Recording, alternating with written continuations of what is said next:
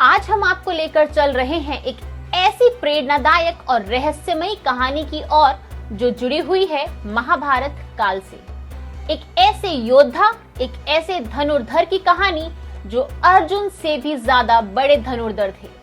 आखिर कौन थे इनके गुरु और कैसे इनको ये शिक्षा प्राप्त हुई, परंतु क्या कारण रहा कि भगवान श्री कृष्ण को महाभारत युद्ध के पहले ही इनका वध करना पड़ा। इन सभी सवालों के जवाब आज की इस कथा में हम आपको देने वाले हैं।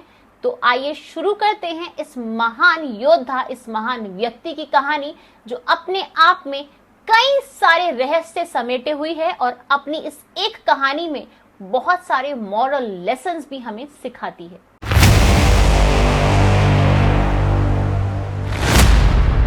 महाभारत के ऐसे वीर धनुर्धर की कहानी जिसने बिना किसी गुरु के आशीर्वाद के ही धनुर्विद्या में अद्वितीय महारत हासिल की थी। हम बात कर रहे हैं महान धनुर्धर एकलव्य की। एकलव्य का जन्म निषाद राज हिरण्यधनु के यहाँ हुआ था। ये वनवासी जाति से संबंध रखते थे जो समाज में एक निम्न जाति मानी जाती थी, लेकिन उनके भीतर अद्भुत प्रतिभा और अटूट संकल्प था। उनका गांव हरण्य वन में स्थित था जो वर्तमान में मध्य प्रदेश के क्षेत्रों में माना जाता है। बचपन में इस बालक का नाम अभिद्रुम था और उसे प्यार से सभी अभय करके बुलाते थे। जब वो गुरुकुल में शिक्षा प्राप्त कर रहे थे तब उनकी निष्ठा और एकाग्रता को देखकर उनके गुरु ने उन्हें ये नाम दिया, एकलव्य। एकलव्य बचपन से ही महान धनुर्धर बनना चाहते थे। महाभारत में वर्णित कथा के अनुसार एकलव्य धनुर्विद्या सीखने के उद्देश्य से गुरु द्रोणाचार्य के आश्रम में आए, किंतु निषाद पुत्र होने के कारण द्रोणाचार्य ने उन्हें अपना शिष्य बनाना स्वीकार नहीं किया। उन्होंने यह कहकर अस्वीकार कर दिया कि अभी मैं केवल क्षत्रियों और राजकुमारों को ही धनुर्विद्या सिखा रहा हूं। लेकिन एकलव्य ने हार नहीं मानी। उन्होंने द्रोणाचार्य जी की मिट्टी की एक प्रतिमा बनाई और उसी प्रतिमा को अपना गुरु मानकर दिन रात अभ्यास करते रहे। उनके अथक प्रयास, समर्पण और एकाग्र चित्त से साधना करते हुए अल्प काल में ही वह धनुर्विद्या में अत्यंत निपुण हो गए और एक अद्भुत धनुर्धर बन गए। एक दिन गुरु द्रोणाचार्य और पांडव उसी वन में आखेट के लिए पहुंचे जहां पर एकलव्य अपनी धनुर्विद्या का अभ्यास कर रहा था। राजकुमारों का एक कुत्ता भटक गया और भटक कर वो एकलव्य के आश्रम में जा पहुंचा। एकलव्य को देखकर वह भौंकने लगा। कुत्ते के भौंकने से एकलव्य की साधना में बाधा पड़ रही थी, अतः उसने अपने बाणों से कुत्ते का मुंह बंद कर दिया। एकलव्य ने इस कौशल से बाण चलाए कि कुत्ते को किसी भी प्रकार की चोट नहीं लगी और उसका मुंह भी बंद हो गया।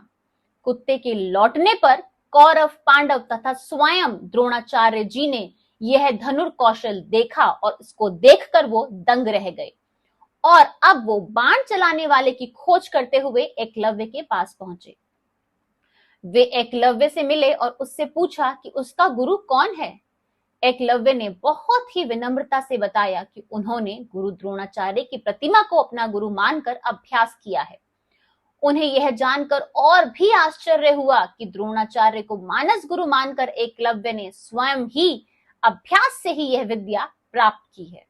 गुरु द्रोणाचार्य ने यह जानकर अर्जुन को श्रेष्ठ धनुर्धर बनाने की अपने उस वचन को याद किया और अब उन्होंने कुछ ऐसा किया जिसकी कल्पना भी किसी ने नहीं की थी। गुरु द्रोणाचार्य ने एकलव्य से गुरु दक्षिणा मांगी और उन्होंने गुरु दक्षिणा में एकलव्य का दायां अंगूठा मांग लिया।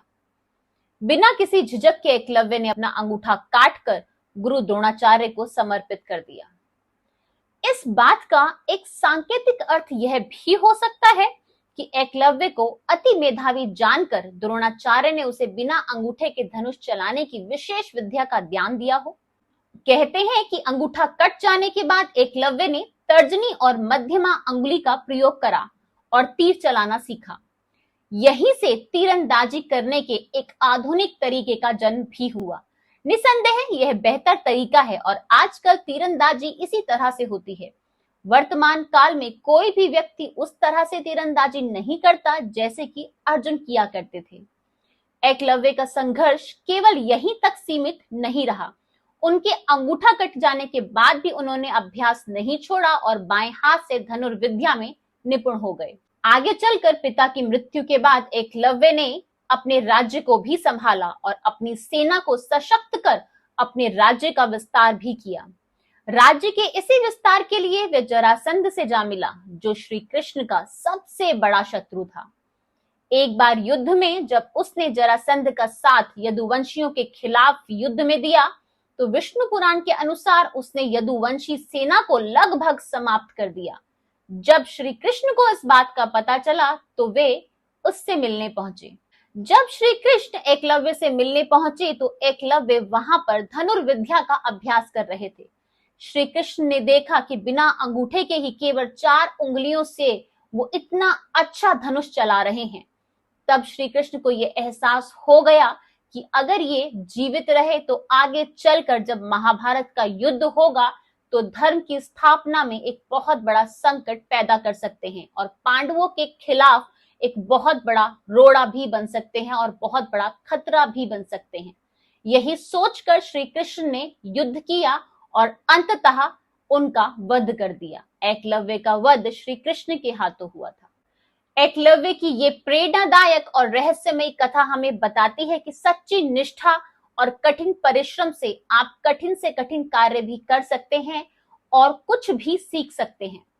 ये कथा हमें ये भी बताती है कि यदि आप बहुत ही ज्यादा टैलेंटेड हैं और उसके बावजूद भी अगर आपके अंदर अहंकार आ गया है और आपकी संगति गलत हो गई है तो आपका पतन निश्चय है, यानी वो आपको एक ना एक दिन जरूर नीचे की ओर ले जाएगा और आपके विनाश का कारण भी बनेगा।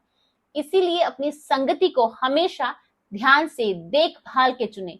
वो कहते हैं ना, जैसी संगत वैसी रंगत। तो इसीलिए अपने दोस्तों को, अपनी संगति को हमेशा देख समझ के चूज कीजिएगा। ये कथा हमें एक शिक्षा और भी देती है जो आजकल के बच्चों के लिए बहुत जरूरी है। आपको अपने गुरुओं का आदर करना चाहिए। आजकल अपनी टीचर्स का मजाक उड़ाना एक आम बात हो गई है, लेकिन हमें अपने सनातन धर्म से ये सीखना चाहिए कि हम लोगों के यहाँ गुरुओं का दर्जा क्या रहा है। हम अपने गुरु को सब कुछ मानते हैं। हमने अपने गुरु को भगवान से भी पहले रखा है। कहते हैं कि यदि आपके जीवन में गुरु नहीं है तो भगवान भी आपको नहीं मिल सकते। गुरु के माध्यम से ही आपको भगवान मिलेंगे।